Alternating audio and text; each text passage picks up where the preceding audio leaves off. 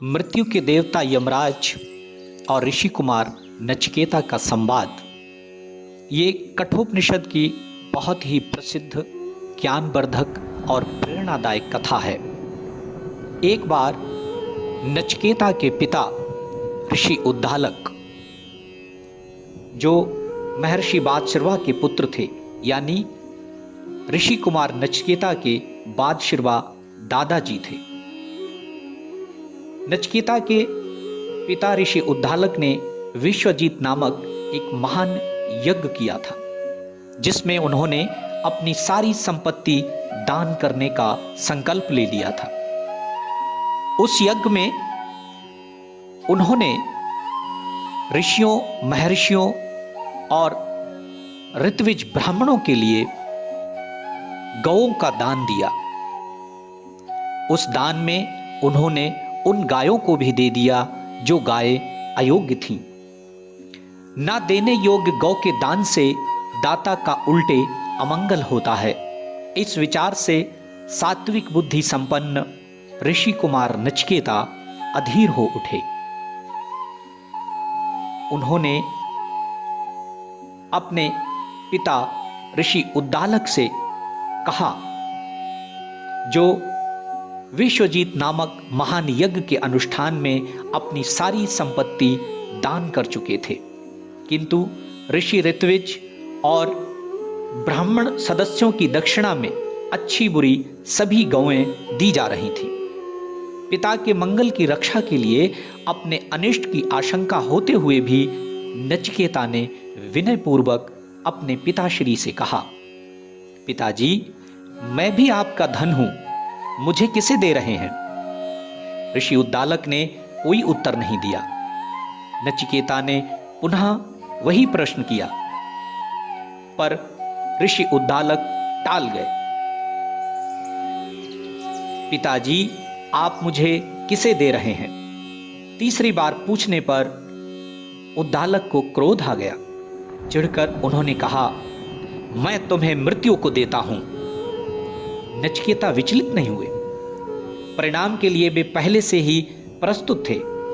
उन्होंने हाथ जोड़कर पिता से कहा, पिताजी, शरीर नश्वर है, पर सदाचरण सर्वोपरि है। आप अपने वचन की रक्षा के लिए मुझे यमलोक जाने की आज्ञा दें। ऋषि उद्दालक सहम गए, पर पुत्र की सत्यपरायणता देखकर उसे यमपुरी जाने की आज्ञा उन्होंने दे दी। आज्ञा तो दे दी, पर मन ही मन बहुत विचलित हुए।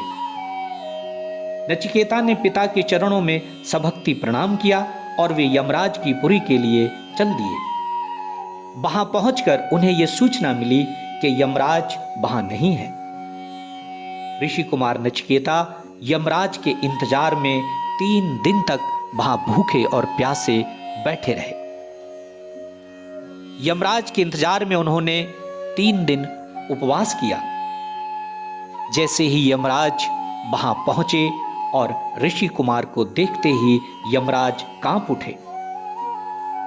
अतिथि ब्राह्मण का सत्कार न करने के कुपरिणाम से वे पूर्णतः परिचित थे, और ये तो अग्नितुल्य तेजस्वी ऋषि कुमार थे, जो उनकी अनुपस्थिति में उनके द्वार पर बिना अन्न जल ग्रहण किए 3 रात बिता चुके थे। यम जल पूरित स्वर्ण कलश अपने ही हाथों में लिए दौड़े। उन्होंने नचिकेता को सम्मान पूर्वक आसन दिया, उनके चरण पखारे, अर्घ्य देकर अत्यंत विनय से कहा, आदरणीय ऋषि कुमार, पूज्य अतिथि होकर भी आपने मेरे द्वार पर 3 रात्रियां उपवास में बिता दी।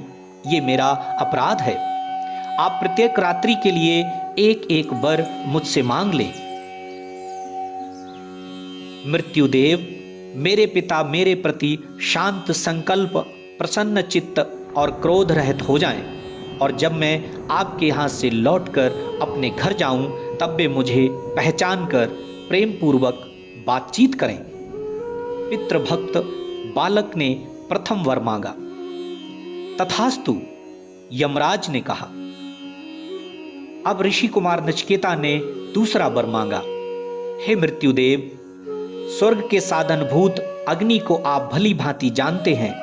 उसे ही जानकर लोग स्वर्ग में अमृतत्व देवत्व को प्राप्त होते हैं। मैं उसे जानना चाहता हूं, यही मेरी द्वितीय वर याचना है। तब यमराज नचिकेता को समझाते हैं और कहते हैं, ये अग्नि अनंत स्वर्ग लोक की प्राप्ति का साधन है। यमराज नचिकेता को अल्पायु, तीक्ष्ण बुद्धि तथा वास्तविक जिज्ञासु के रूप में पाकर प्रसन्न थे। उन्होंने कहा, यही विराट रूप से जगत की प्रतिष्ठा का मूल कारण है। इसे आप विद्वानों की बुद्धि रूप गुहा में स्थित समझिए। उस अग्नि के लिए जैसी और जितनी ईंटें चाहिए, वे जिस प्रकार रखी जानी चाहिए तथा यज्ञ स्थली निर्माण के लिए आवश्यक सामग्रियां और अग्नि चयन करने की विधि बतलाते हुए अत्यंत संतुष्ट होकर यम ने द्वितीय वर के रूप में कहा, मैंने जिस अग्नि की बात आपसे कही वो आपके ही नाम से प्रसिद्ध होगी और आप इस विचित्र रत्नों वाली माला को भी ग्रहण कीजिए। हे नचिकेता, अब आप तीसरा वर मांगिए। तब नचिकेता ने तीसरा वर मांगा, हे देव, आप मृत्यु के देवता हैं। श्रद्धा समन्वित नचिकेता ने कहा, आत्मा का प्रत्यक्ष या अनुमान से निर्णय नहीं हो पाता, अतः मैं आपसे वही आत्म तत्व जानना चाहता हूं, कृपा पूर्वक बतला दीजिए। यम झिझके, आत्मविद्या साधारण विद्या नहीं है। उन्होंने नचिकेता को उस ज्ञान की दुरूहता, कठिनता बतलाई, पर उनको वे अपने निश्चय से नहीं डिगा सके। यम ने भुवन मोहन अस्त्र का उपयोग किया, सुर, दुर्लभ सुंदरियां और दीर्घकाल स्थायिनी भोग सामग्रियों का प्रलोभन दिया, पर ऋषि कुमार अपने तत्व संबंधी गुण वर से विचलित नहीं हुए। आप बड़े भाग्यवान हैं। यमराज ने नचिकेता के वैराग्य की प्रशंसा की और वित्तमयी संसार गति की निंदा करते हुए बतलाया कि विवेक वैराग्य संपन्न पुरुष ही ब्रह्म ज्ञान प्राप्ति के अधिकारी हैं।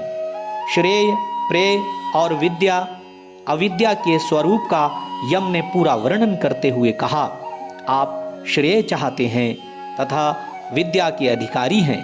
हे भगवान, यदि आप मुझ पर प्रसन्न हैं तो सब प्रकार के व्यवहारिक विषयों से अतीत जिस परब्रह्म को आप देखते हैं, मुझे अवश्य बतलाने की कृपा कीजिए।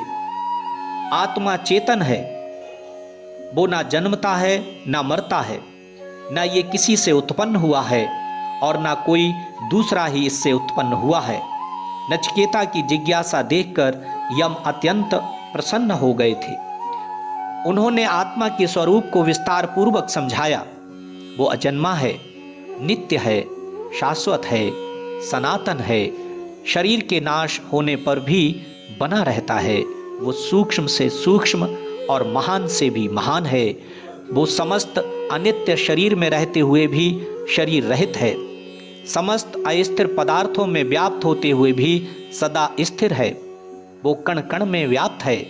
सारा सृष्टि क्रम उसी के आदेश पर चलता है। अग्नि उसी के भय से जलता है, सूर्य उसी के भय से तपता है तथा इंद्र, वायु और पांचवा मृत्यु उसी के भय से दौड़ते हैं। जो पुरुष काल के गाल में जाने से पूर्व उसे जान लेते हैं, वे मुक्त हो जाते हैं। शोकादि क्लेशों को पार कर परमानंद को प्राप्त कर लेते हैं।